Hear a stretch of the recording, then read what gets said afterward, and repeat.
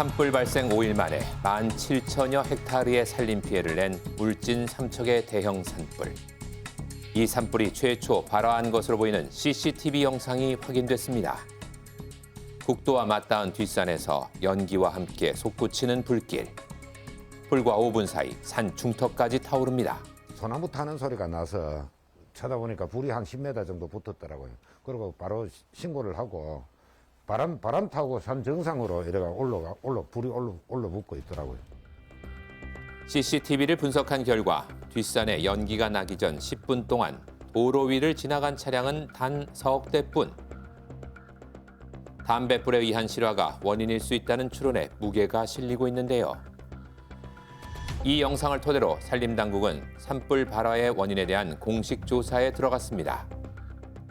이처럼 우리나라에서 발생하는 산불은 보통 실화에 의한 인위 재난이 대부분인데요. 울진의 산불이 발생한 지 미처 하루가 지나지 않은 5일 새벽 1시경. 강릉에서 또 하나의 대형 산불이 발생했습니다. 산불은 바람의 방향을 따라 동남쪽으로 빠르게 확산하며 순식간에 몸집을 키웠는데요. 문제는 이 불씨가 동해의 시가지를 덮치며 큰 피해로 이어졌다는 겁니다. 뿌연 연무와 회색 빅재로 휩싸인 도심.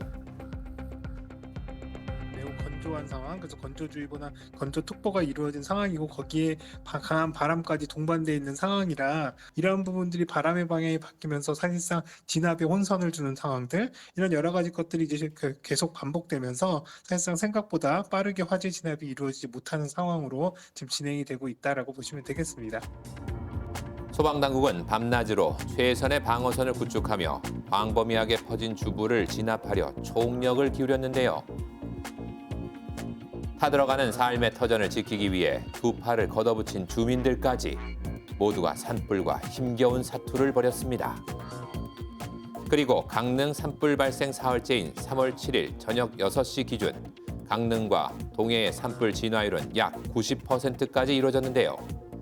하지만 강릉 동해에 걸쳐 축구장 5,600여 개 규모인 4,000헥타르의 산림 피해가 발생했고 주택을 포함한 건물과 시설물 97개 동이 소실되는 등 상당한 규모의 피해를 입고 말았습니다.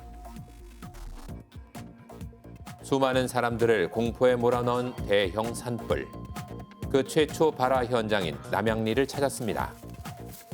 다행히 산불은 산불 진화에 완료된 상황이었는데요. 감나무가 다 탔어요. 감나무. 하지만 모든 것이 새까맣게 타버린 마을의 잿빛 풍경은 그날의 처참하고 참혹한 상황을 대변해주고 있었습니다. 그거 해가지고 얼마나 마음이 상했는지 참 참담했죠, 저희들이. 한번 경험해봐야지 알지, 경험 안 해보면 몰라요, 사람들이. 여기서부터 바람이 치부른 거야. 그러니 또 올라오면서 저쪽 올라와서 여기 딱 보니까 불이 저기 있더라고. 금방 여기가 날아간 거야. 야, 참 이거는 아휴 상상을 못하겠어요. 새벽녘 시작된 불길은 순식간에 마을을 화염 속에 빠뜨렸습니다. 강풍까지 몰아치며 불길은 더욱 빠르게 확산됐는데요. 이 불길이 바로 강릉과 동해를 덮친 화마의 시작이었습니다. 그렇다면 옥계면 남양리에서 시작된 이 끔찍한 재난의 원인은 과연 무엇일까요? 강릉과 동해를 한순간 불바다로 만든 원인. 그것은 마을 주민이 저지른 방화 때문이었습니다. 그 첫 번째 발화지가 방화범이 실제 거주했던 주택이었는데요. 글쎄 자기 본인 집에도 불을 지르고 저 건너편도 지르고 저 위에 올라가서도 불을 지르고 여러 군데 불을 질렀는데. 주민들로부터 신고를 받고 출동한 경찰은 마을의 한 농막에 숨은 60대 마을 주민 A씨를 방화 현행범으로 긴급 체포했습니다. 체포 당시 방화 도구로 추정되는 헬멧과 토치, 도끼 등을 소지하고 있었는데요.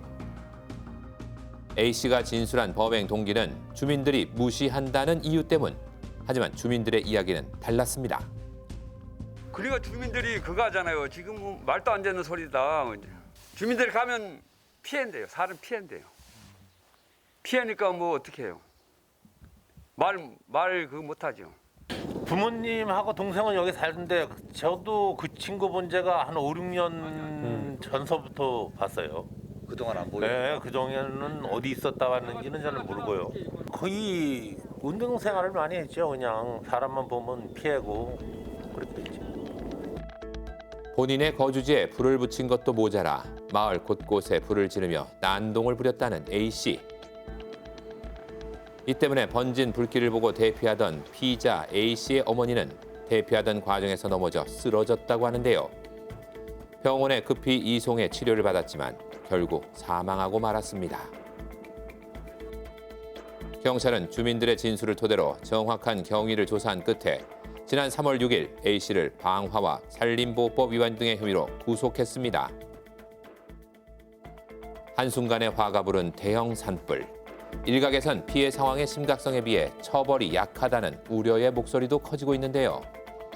물론 사람의 안전과 사회의 질서를 무너뜨리는 범죄 행위에 대해 엄중한 처벌은 반드시 필요합니다.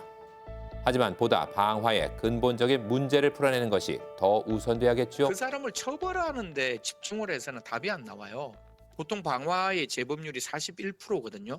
그 사람을 사회적으로 아무리 격리를 시켜본들 또 다른 방화가 일어날 수밖에 없는 거잖아요. 재범률이 41%가 넘는 방화라면 그 사람이 충동조절장애, 분노조절장애는 어떻게 우리가 치료하고 재범 위험성을 낮출 것인가에 대한 진지한 고민을 하는 게 훨씬 더 향후에 대한민국이 안전한 사회로 접근할 수 있는 가능성이 열리겠죠.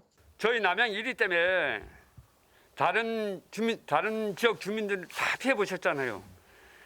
그분들한테 진짜 진심으로 사과드려요, 제가. 미안하게 생각하고. 진짜 미안하죠. 동해안을 집어삼킨 대형 산불 습격. 더 이상의 피해 없이 하루빨리 진화가 마무리될 수 있길 진심으로 바라겠습니다.